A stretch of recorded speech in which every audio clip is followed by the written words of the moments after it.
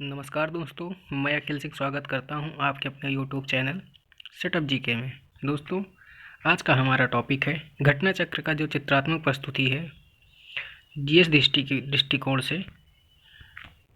हमारा टॉपिक है आज का पर्यावरण एवं पारिस्थितिकी।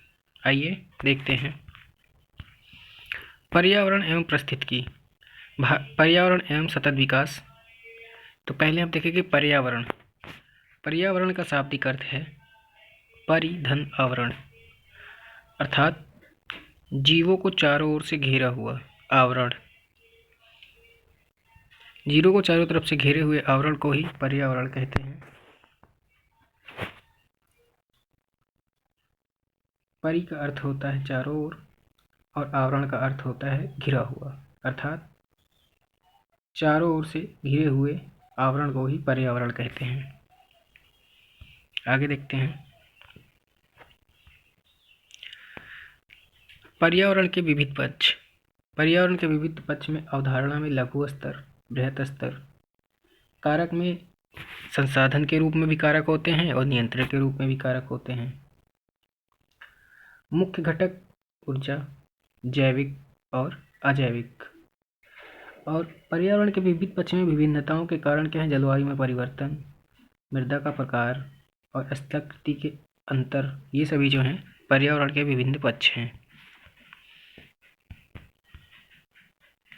पर्यावरण के मुख्य संगठक कौन कौन से हैं? तो पर्यावरण के मुख्य संगठक में जो भौतिक है, भौतिक के अंदर आता है स्थल, वायु, जल। भौतिक की बात करें तो हो गया कि जल, स्थल और वायु। और जैविक में बात करें तो पादप, पेड़, जंतु, छोटे छोटे जीव, सूक्ष्म जीव। और ऊर्जा में बात करें तो सौरवीय ऊर्जा और भूतापीय ऊर्जा, ये जो होती हैं ये सभी पर्यावरण के जो मुख्य घटक हैं। आइए आगे देखते हैं। बात करते हैं पर्यावरण संरक्षण अधिनियम। पर्यावरण संरक्षण अधिनियम 1986। इसके अनुसार पर्यावरण की परिभाषा क्या है कि किसी जीव के चारों तरफ घिरे जैविक एवं भौतिक दशाएं और उनके साथ के अंतःक्रिया को ही पर्यावरण कहते हैं। सामान्य परिभाषा देखते हैं। आइए, पर्यावरण की सामान्य परिभाषा कुछ ऐसी है कि पृथ्वी पर पाए जाने वाले भूमि, जल, वायु, पेड़ पौधे एवं जीव जंतुओं का समूह जो हमारे चारों ओर है, सामूहिक रूप से पर्यावरण की संख्या दी जाती है, अर्थात इन्हीं सबको पर्यावरण कहते हैं। आगे देखते हैं। निष्कर्ष। पर्यावरण के निष्कर्ष क्या हैं? पर्यावरण की संरचना में कई संगठकों से निर्मित एक संरचना होती है। सम्मिश्रण। जैविक संरचना किसकी होती है? तो संरचना कई संगठकों से मिलकर पर्यावरण की संरचना होती है। और सम्मिश्रण की बात करें तो सभी जैविक और अजैविक अवयवों का मिश्रण होता है। अवधारणा क्या है कि बृहत व लघु स्तर पर इसकी अवधारणा दी जाती है। और विभिन्नताएं क्या है कि क्षेत्रीय तथा भूमंडलीय स्तर पर विभिन्नताएं हैं। पर्यावरण के कुछ कारक नियंत्रण के रूप में भी हैं और कुछ संसाधन के रूप में भी हैं। तो इस प्रकार पर्यावरण का देखते हैं। अब देखते हैं धारणी विकास। धारणी या सतत विकास की अवधारणा वर्तमान समय की आवश्यकता और भविष्य की आवश्यकता के ध्यान में रखकर बनाया गया है। इसकी अवधारणा को धारणी विकास की अवधारणा ऐसी है। और धारणी विकास का जो मुख्य उद्देश्य है, ये पृथ्वी के प्राकृतिक संसाधनों का न्यायसंगत उपयोग, संरक्षण और उचित प्रबंधन करता है। धारणी विकास शब्द की जो व्याख्या है, धारणी विकास शब्द की व्याख्या वर्ष 1987 में world commission on environment and development WCED द्वारा आवर कॉमन फ्यूचर, इसकी जो है वेटलैंड रिपोर्ट में दिया गया आवर कॉमन फ्यूचर, इस शब्द की व्याख्या है। पृथ्वी सम्मेलन की बात करें तो धारणी विकास की पृथ्वी सम्मेलन वर्ष 1992 में हुआ था, जिसका एजेंडा या रियो घोषणा जो थी वो था धारणी विकास के प्रति पूर्ण समर्थन। आगे देखते हैं। पर्यावरण सुरक्षा। पर्यावरण सुरक्षा, प्रदूषण, पर्यावरण सुरक्षा के लिए संकट और धारणीय विकास में पर्यावरण को क्षरण कम करने में सहायक होता है। पर्यावरण के क्षरण को कम करने के सहायक में धारणीय विकास होता है और प्रदूषण जो है पर्यावरण के लिए संकट होता है। प्रकृति में कार्बन चक्र एवं जल चक्र। ठीक, तो कार्बन की बात करें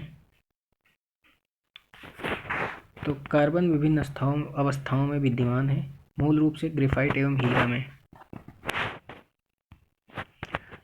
कार्बन यौगिक रूप में वायुमंडल में कार्बन डाइऑक्साइड, हाइड्रोजन, कार्बोनेट आदि के रूप में विद्यमान है।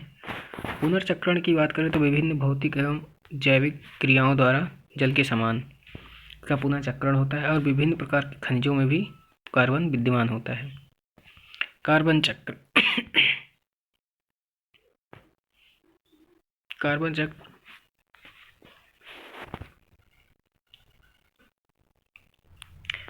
कार्बन चक्र क्या होता है कि पहले घूस के जो पौधे होते हैं ये सभी सड़ते हैं, उसके बाद ये मृतजीव और अपशिष्ट में बन जाते हैं और ये मृतजीव और अपशिष्ट जो है ये ऊपर जाते हैं और फिर ये जो है इनका कोयला बनता है और ये फिर जो है यहाँ पे यूज होते हैं और ये पर्यावरण में जाते हैं। ये भी कार्बन डाइऑक्साइड देते हैं और कार्बन डाइऑक्साइड ऑक्सीजन देता है और ऑक्सीजन जो है कार्बन डाइऑक्साइड देता है। इस प्रकार ये कार्बन चक्र है इसका। कार्बन इसी प्रकार से पैदा होता रहता है। जल चक्र की बात करें तो नीचे भूचक्र है, भूजल है और यहाँ पे नदियाँ हैं, नदियों, समुद्र हैं। समुद्र से जल का वाष्पीकरण सूर्य द्वारा होता है, सूर्य से बादल में जाता है, फिर कम तापमान पर वर्षा होती है और फिर इसी तरह जल चक्र में होता रहता है। पानी नीचे आता है, फिर संघनन के द्वारा जो है पानी ऊपर जाता रहता है। आगे देखते हैं, तो अब इसमें हम देख लेंगे परीक्षा उपयोगी दृष्टि से क्या। तो पौधों की वृद्धि में सहायक होता है, तो पौधों की वृद्धि में जल चक्र जो है वो सहायक होता है। और वर्षा की मात्रा निर्धारण करती है, तो वर्षा की मात्रा जो होती है वायुमंडल में नमी के कारण जो है उसकी मात्रा जो है निर्धारित करती है। हाइड्रोस्फीयर या जलमंडल, हाइड्रोस्फीयर को जलमंडल भी कहते हैं, में जल की विभिन्न गतिविधियों को दर्शाता है। तो जल की विभिन्न गतिविधियों को जल चक्र ही दर्शाता है कि कैसे कैसे जल का पुनर्चक्रण हो रहा है। मूल रोम की कोशिका भित्ति मुख्यतः बनी होती है, तो मूल रोम की कोशिका भित्ति मुख्यतः सेलुलोज से बनी होती है। मूल रोमों में मृदा के चिपके रहने का कारण पेक्टिन होता है। मूल रोमों में कोशिका भित्ति कार्य करती है। ये मूल रोमों की जो कोशिका भित्ति है वो पारगम्य कला की तरह कार्य करती है।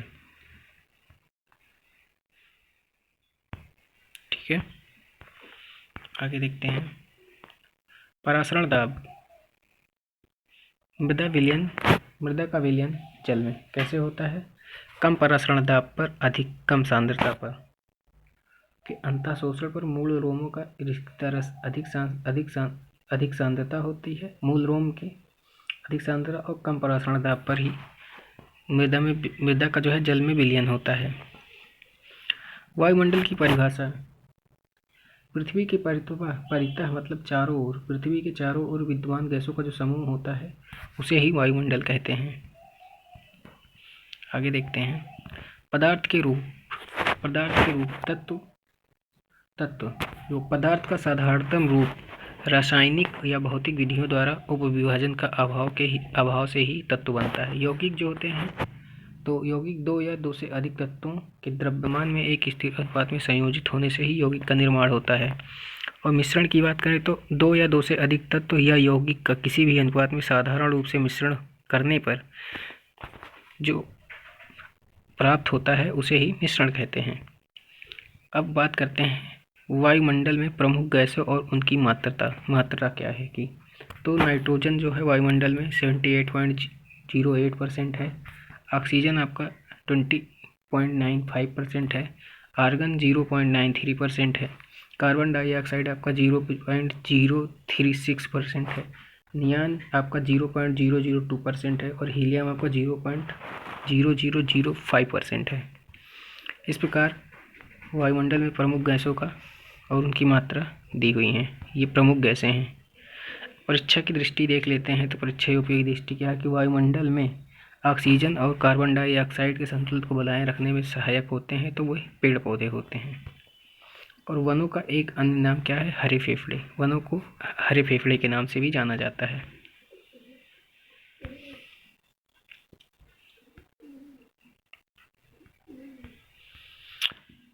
नीचे से बात करते हैं वायुमंडल की संरचना। तो पृथ्वी से 8 किलोमीटर की दूरी, ध्रुवों पर 8 किलोमीटर की दूरी या 18 किलोमीटर की 8 से 18 किलोमीटर की दूरी को विषुवत रेखा ऊंचाई के साथ जो है तापमान घटता है।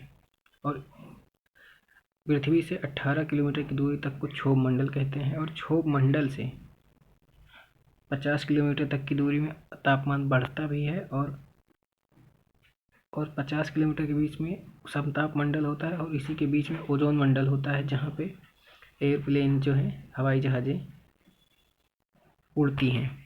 ठीक है।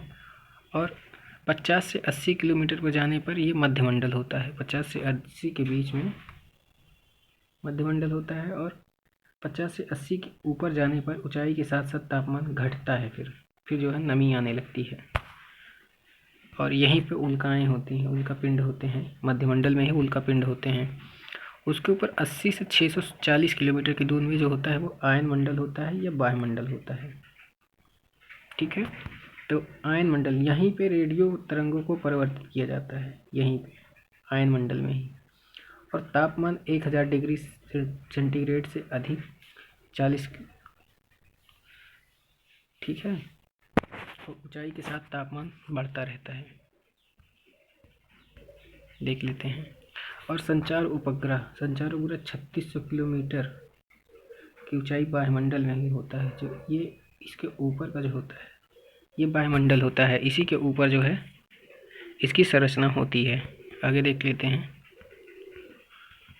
इसके बाद है समताप मंडल। समताप मंडल, इसका यहाँ पे विवरण दिया गया है। तो समताप मंडल में ओजोन का परत के रूप में सर्वाधिक संकेंद्रण जो है 15 से 30 किलोमीटर के बीच में होता है। ये दिया हुआ है 15 से 30 किलोमीटर के बीच में यहाँ पे होता है। और ओजोन परत द्वारा हानिकारक यूवी किरणों का जो है अवशोषण होता है। अतः ओजोन परत समताप मंडल में जीवन के लिए आवश्यक है। नहीं तो अगर ओजोन परत ना हो तो यूवी किरणें जो होती हैं, अल्ट्रावायलेट किरणें जो होती हैं, वो सीधा पृथ्वी पर आएँ, जिससे जो लोगों को बहुत नुकसानदायक देती हैं। और उसके नीचे जाने पर यहाँ पे जो है जलवाष्प बहुत कम होता है, अतः मौसमी घटनाएं ना के बराबर होती हैं। और यहाँ पर यहीं पे जो है व्यावसायिक जेट विमान की उड़ान भी होती है। ओजोन परत O3 के नाम से जाना जाता है। परीक्षा उपयोगी दृष्टि देख लेते हैं। तो पहले किधर से देखते हैं, ये देख लेते हैं पहले। यहाँ पे दिया हुआ है ओजोन छिद्र का सर्वाधिक निर्माण पाया गया है। तो ओजोन छिद्र का जो सर्वाधिक निर्माण जो है वो अंटार्कटिका के ऊपर पाया गया है। और CFC, halogens, nitrous oxide, ethane, halon इत्यादि गैसें उत्तरदायी हुए ओजोन परत की क्षीणता के लिए। मतलब ओजोन परत को नष्ट करने के लिए ये जो है CFC, halogens, nitrous oxide, ethane, halon इत्यादि गैसें जो हैं उत्तरदायी हैं।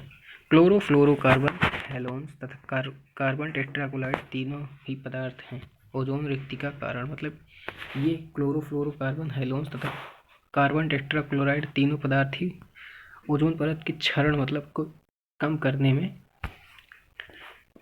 करने वाले जो हैं ये पदार्थ हैं।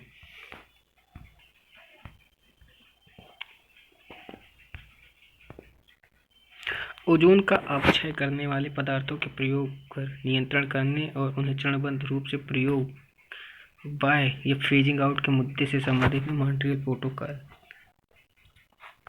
ओजोन परत संरक्षण के लिए अंतर्राष्ट्रीय ओजोन दिवस ये 16 सितंबर को मनाया जाता है। और सर्वप्रथम 1985 में टोटल ओजोन मैपिंग स्पेक्ट्रोमीटर की मदद से अंटार्कटिका के ऊपर ओजोन छिद्र का पता लगाया था। तो वो ब्रिटिश अंटार्कटिक सर्वे दल ने ये पता लगाया था। क्लोरीन, फ्लोरीन एवं कार्बन से बना मानव निर्मित पदार्थ क्लोरोफ्लोरोकार्बन होता है। क्लोरोफ्लोरोकार्बन मतलब क्लोरीन, फ्लोरीन और कार्बन से बने मानव निर्मित तत्व पदार्थ जो होता है वो क्लोरोफ्लोरोकार्बन होता है।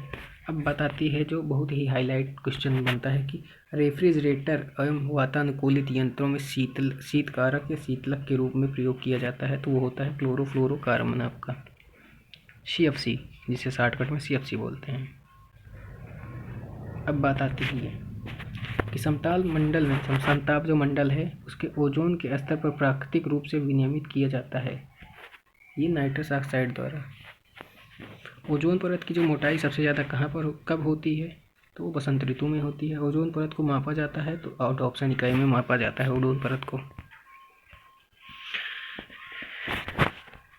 0 डिग्री सेल्सियस 1 एटमॉस्फेयर मतलब वायुमंडलीय दाब पर शुद्ध ओजोन परत की 0.01 mm की मोटाई बराबर होती है। मतलब कि जो 0 डिग्री सेल्सियस था तो 1 एटमॉस्फेयर वायुमंडलीय दाब पर ओजोन परत की जो परत होती है वो 0.01 mm की मोटाई के बराबर होती है, अर्थात -1 डॉप्सन यूनिट के बराबर होती है। ऑक्सीजन के 3 परमाणुओं से मिलकर बनने वाली गैस होती है ऑक्सीजन का 3 परमाणु O3। ऑक्सीजन का 3 परमाणु से मिलकर बनता है ओजोन।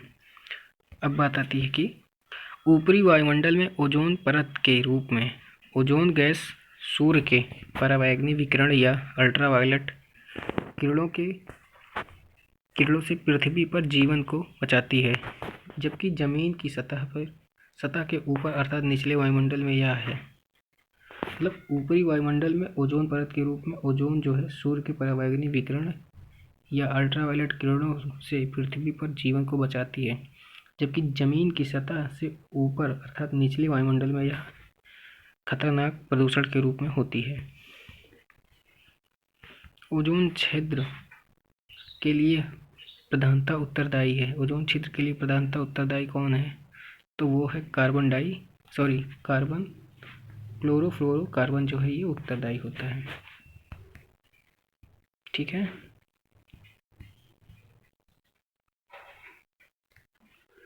इसी के साथ वीडियो की समाप्ति होती है और अब हम अगला वीडियो कल डालेंगे। बने रहिए नेक्स्ट वीडियो को देखने के लिए, ऐसे ही रोचक वीडियो बनाते हैं हम। धन्यवाद। और वीडियो कैसी लगी कमेंट सेक्शन में ज़रूर बताइएगा।